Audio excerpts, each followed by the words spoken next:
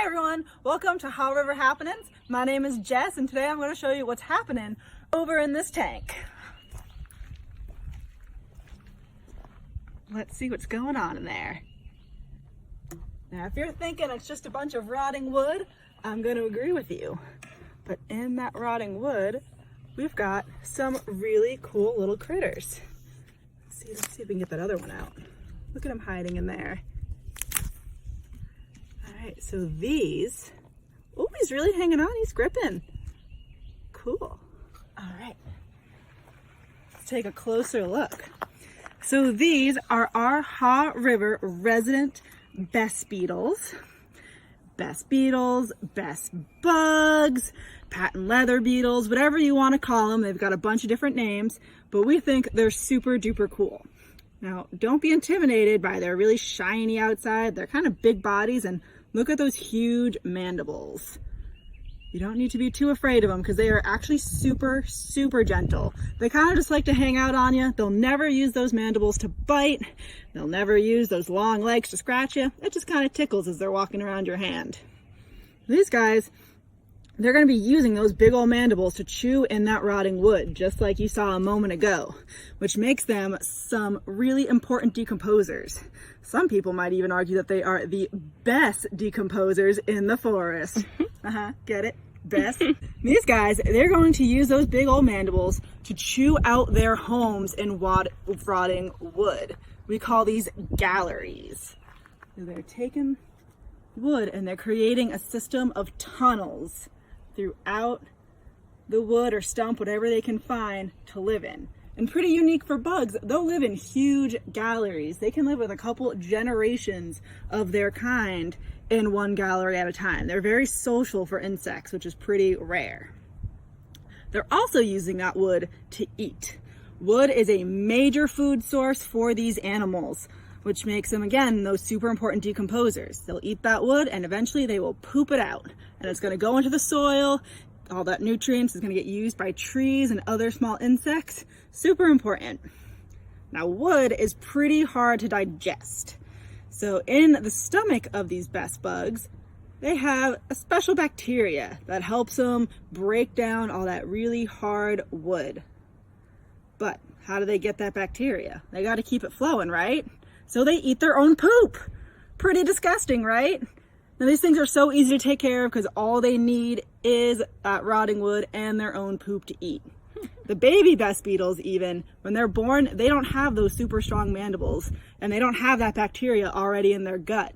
So the mama and daddy Bess Beetle will lay a nest for them, cover it in masticated wood, that's already chewed wood, and some of their poop so that the baby can get chewing.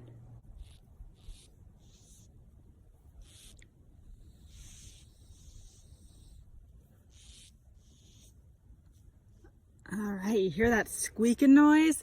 That's the bugs talking to each other. So Bess bugs, like I had mentioned, they're super social. They can also communicate really, really well. Scientists have discovered that some species of Bess bug have over 14 different noises that they can make to communicate, either by rubbing different body parts together to make a noise or making a sound from their mouth. They're super social and love to talk to each other. And you can get them to talk by lightly blowing on them or rubbing on their backs.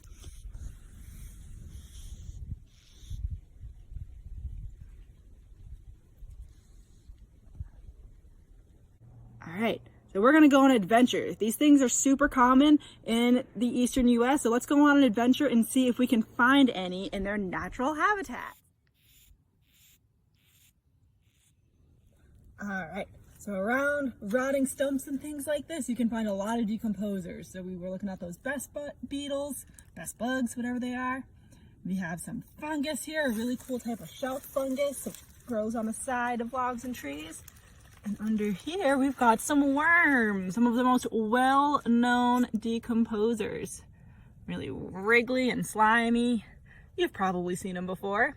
So a decomposer is some sort of organism that is breaking down organic material or living things into inorganic material or non-living things. So they're helping to bring nutrients to the soil. They're helping to break down all of these leaves, all of these pine needles, and turning it into dirt for other organisms to use. When you're flipping over logs or rocks or anything big like that, you need to do it safely and carefully, all right? So you're gonna stand behind the log and you're gonna roll it towards you so that if there's anything hiding underneath, it'll shoot out the other way. So make sure no one's standing in this area and don't stick your hand underneath it until you know that it's safe, all right? So I'm standing back, just keeping away. Whoa, look at that. We've got a rat snake. And there this is.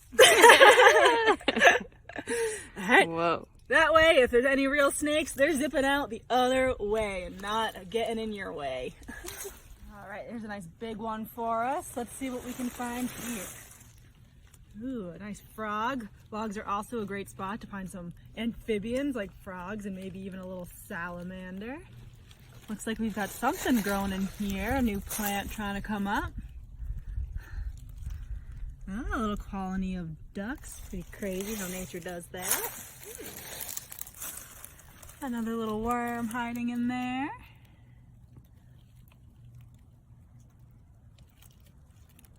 And some Bess Beetles. Looks like these ones, they want to be making a colony right in there maybe, or a gallery. I'm sure there's way more up in this log and underneath the soil.